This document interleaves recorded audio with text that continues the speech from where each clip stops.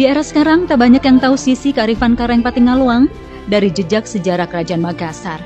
Oleh sebagian orang, Patinggaluang hanya dikenal dan dikenang salah satu tokoh sentral penaklukan beberapa kerajaan di Jazirah Sulawesi, termasuk Kerajaan Bone, yang di kemudian hari menjadi penentu takluknya benteng Somba Opo oleh Belanda pada Perang Makassar 1669. Ia memang dikenal ahli dalam strategi perang dan militer. Semasa hidupnya tercatat Patinggaluang telah menyumbangkan lebih dari 1.000 kapal jenis galei untuk armada laut Kerajaan Goa. Sekali, ia juga memimpin pasukan dalam invasi ke Kerajaan Bone hingga takluk di tahun 1646. Lebih dari itu, Karaeng Patinggaluang cendekiawan yang dikenal luwes, arif, dan melampaui pemikiran orang-orang di zamannya. Karaeng Patinggaluang kebetulan adalah turunan Raja Talok yang menjadi Mangkubumi Kerajaan Goa sekaligus menjadi Sabandar. Jadi beliau menjadi Sabandar ketika itu dengan kemampuannya tempat ini Kerajaan Goa ini menjadi sebuah negeri yang besar. Ini pula karena kebesaran ini pula sehingga Belanda itu ingin menguasai tempat ini. Karena bukan karena potensi kekayaan alamnya semata, tetapi karena posisi strategis, posisi geografisnya yang menjadi transito antara wilayah timur Nusantara dengan wilayah barat Nusantara, sehingga Belanda ingin menduduki tempat ini sebagai pusat pemerintahan. Semua pendatang Eropa serempak memujinya, termasuk orang Belanda yang selalu bermusuhan dengan orang-orang Makassar. Alexander Rhodes, seorang misionaris Katolik di Makassar, pada tahun 1646 menulis tentang Karaeng Patinggaluang. Rhodes diantaranya mendeskripsikan sosok Patinggaluang sebagai orang yang menguasai semua rahasia ilmu barat. Dalam catatannya, Rhodes menulis sejarah kerajaan-kerajaan Eropa dipelajarinya. Tiap hari dan tiap malam ia membaca buku-buku ilmu pengetahuan barat. Mendengarkan ia berbahasa Portugis tanpa melihat orangnya, maka orang akan menyangka bahwa orang yang bercerita itu adalah orang Portugis Totok dari Lisabon. Nampaknya Karaeng ini mendapat predikat yang sangat luar biasa karena kecerdasannya dan kemampuannya untuk mengikuti perkembangan. Jadi dia akhirnya mendapatkan hadiah yang paling banyak dari negara-negara yang menjalin hubungan perdagangan dengan Makassar, yaitu Portugis, Spanyol, Inggris, Denmark, kecuali Belanda yang membuat keonaran banyak, ya. Karena dia punya koleksi perpustakaan juga luar biasa, dan dia termasuk orang yang sangat cerdas, dan itu dalam berbagai karya Belanda dia katakan bahwa orang yang paling cerdas di Makassar. Dia bisa berbahasa Inggris, berbahasa Portugis, Spanyol, bahkan juga dengan bahasa-bahasa yang lain, tapi tidak tercatat yang lengkap. Jadi itu pernah ditulis oleh salah seorang sejarawan dari Australia, Anthony Reid, menulis tentang Karaeng Patinggaluang. Nah, dia punya karya yang luar biasa. Pada masa dialah perkembangan pendidikan itu berpusat di Kerajaan Tallo. Jadi Tallo dulu itu pusat pendidikan di Kerajaan Makassar.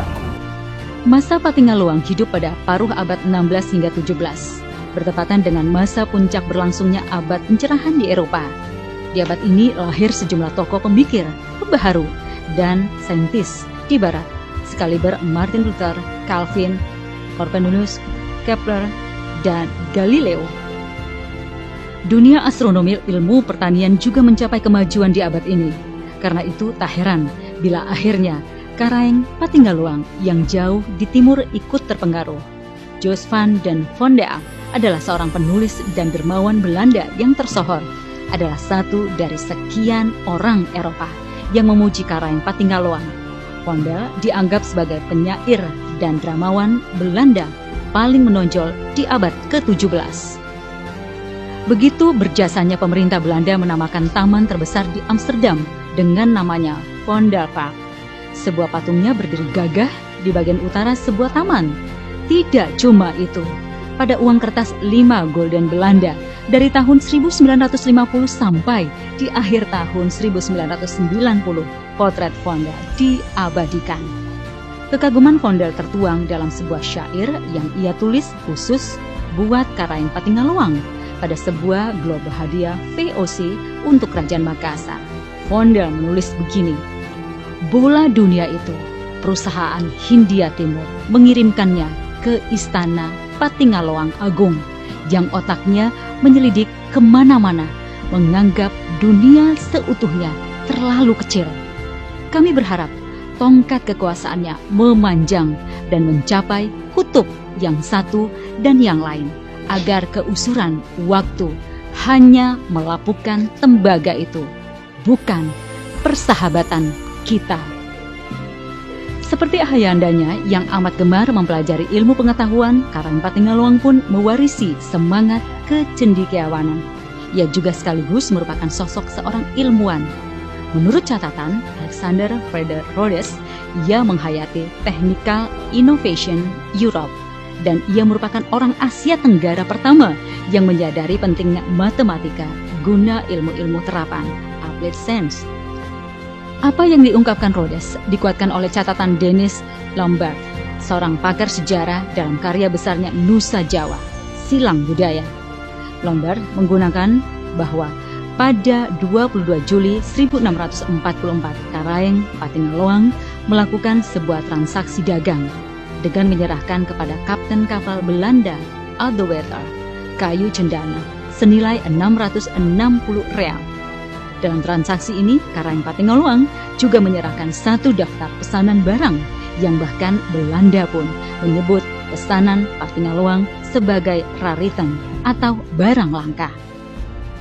Di antara pesanan yang tercatat dalam Dagrestes adalah sebagai berikut. 2 buah bola dunia atlas yang besar berukuran 157 sampai 160 inci terbuat dari tembaga. Gunanya menentukan letak dan arah kutub utara dan kutub selatan. Sebuah peta dunia yang berukuran besar yang berbahasa Spanyol, Portugis atau Latin. Sebuah atlas besar dan penjelasan yang terperinci yang berbahasa Spanyol, Portugis atau Latin. 2 buah teropong berukuran besar dan berkualitas terbaik, lengkap dengan surya kanta yang besar dan berkualitas tinggi. 2 buah prisma segitiga yang memungkinkan untuk mendekomposisi cahaya. 30-40 buah tongkat baja kecil. Sebuah bola dari tembaga atau baja. Tapi dalam catatan ada. Jadi dalam catatan Portugis itu dia punya globe yang besar. Dia juga dapat hadiah dari Raja Portugis teropong untuk melihat jarak jauh, dan dia punya pengetahuan tentang dunia ini sangat luas. Karena itu orang bilang bagi Karaeng Patingaloang dunia ini sama dengan sedaun kelor. Daun kelor itu daun yang sangat kecil ya, kecil tapi itu juga sayuran yang paling enak gitu ya. Jadi pengetahuan dia sangat luas sekali. Ya.